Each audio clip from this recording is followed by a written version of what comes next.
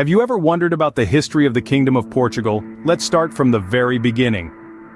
Our story begins in the 9th century during a period known as the Reconquista. This was a time of great conflict and change, with Christian kingdoms in the north of the Iberian Peninsula striving to reclaim their lands from Muslim rule.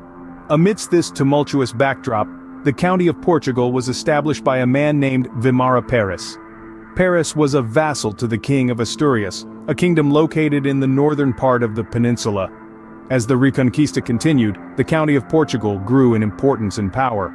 Yet, it was not until the late 11th century that it truly came into its own. In 1097, the county became part of the Kingdom of Leon, a significant development that set the stage for the emergence of Portugal as an independent entity. The critical moment came in the 12th century, following the Battle of São Mamede.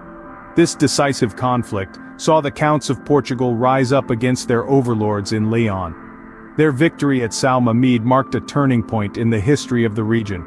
The Counts of Portugal, bolstered by their military success and growing influence, declared themselves rulers of an independent kingdom. This marked the birth of the Kingdom of Portugal, a new player on the stage of European politics. The establishment of the Kingdom of Portugal was a milestone event, not only for the region, but also for the wider world. Over the centuries that followed, this small kingdom on the western edge of the Iberian Peninsula would go on to make a significant impact on global history. From the Age of Discovery to the establishment of a vast colonial empire, Portugal's influence was felt far and wide. Thus, Portugal was born, a nation destined to leave a lasting mark on the world. The Kingdom of Portugal, now an independent entity, was ready to set its course on the world stage. The rule of the Afonso dynasty had guided Portugal since its inception, but a crisis in the late 14th century would shift the power dynamics. This period, known as the 1383–85 crisis, was a time of civil war and political turmoil, resulting in a transition of power to the House of Aviz. The House of Aviz would prove to be instrumental in the expansion of Portugal's influence.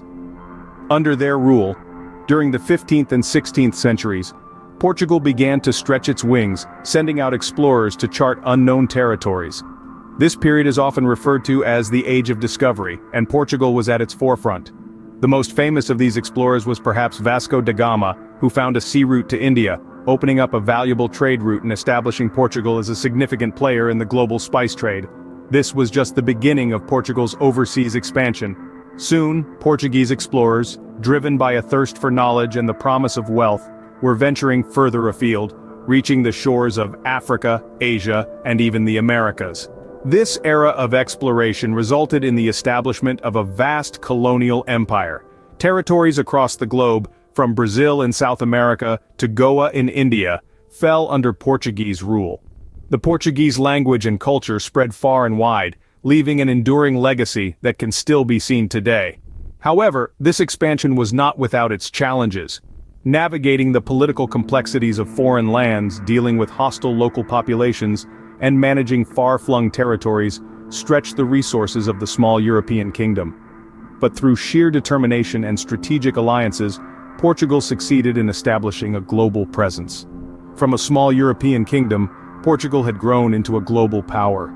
Its influence spread across continents, its language spoken in the far corners of the world, and its culture leaving a lasting mark on the territories it touched. The Kingdom of Portugal had expanded far beyond its geographical borders into a vast global empire.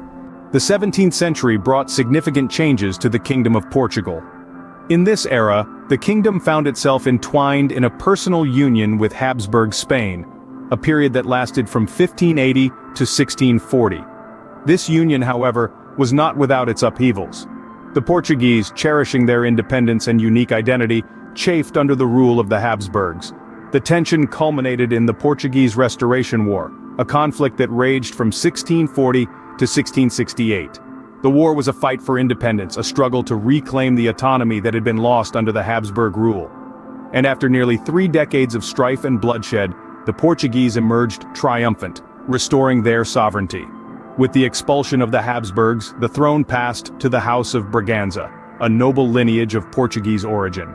The first Braganza monarch was King João IV, who had played a crucial role in the Restoration War.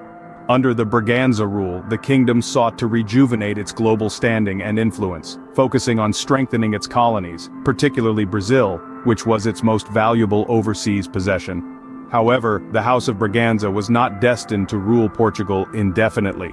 In the 19th century, the monarchy passed to the House of Braganza Saxe-Coburg and Gotha, a German-Portuguese hybrid dynasty. This transition of power marked another significant shift in the kingdom's political landscape. Yet despite these changes, Portugal's influence began to wane. The kingdom, once a formidable power in Europe and the world, found itself grappling with political instability and economic challenges. Its colonies, once the sources of its wealth and prestige, began to seek their own paths, setting the stage for Portugal's further decline and the eventual collapse of the monarchy. But that is a story for another time. For now, let us conclude with this. The 17th century was a time of union and restoration for the Kingdom of Portugal, a period that saw the kingdom regain its independence and navigate through a series of significant political changes. Despite these changes, Portugal's influence began to wane. As the 19th century dawned, Portugal faced new challenges. In the heart of this era, Brazil, Portugal's most valuable colony, declared independence. This was a significant blow to Portugal's status as a major power, and it sparked a desperate search for new opportunities. The nation turned its gaze towards Africa, eager to carve out a new empire on the continent. Portuguese explorers ventured into uncharted territories, laying claim to vast swaths of land. However, this expansion was not to go unchallenged. In 1890, the British issued an ultimatum demanding that Portugal withdraw from certain African territories.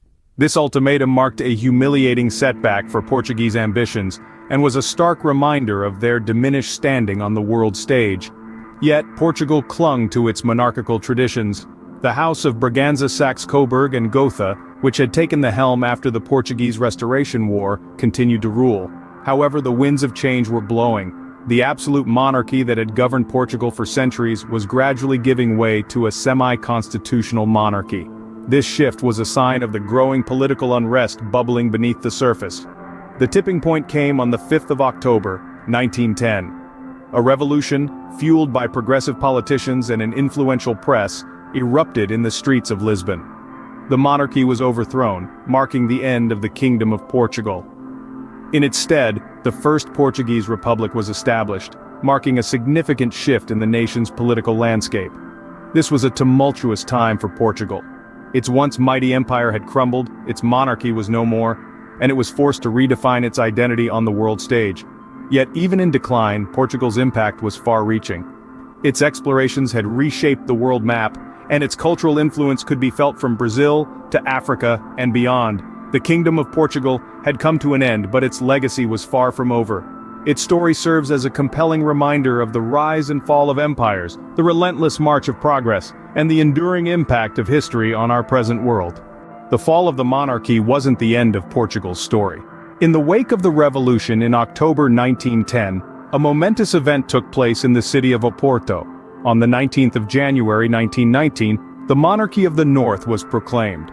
Yet, its reign was brief, and within a month, it was deposed. Since then, no other monarchist counter-revolution has taken place in Portugal. Following the Republican Revolution, the remnants of the Portuguese Empire underwent a transformation. The remaining colonies morphed into overseas provinces of the newly formed Portuguese Republic.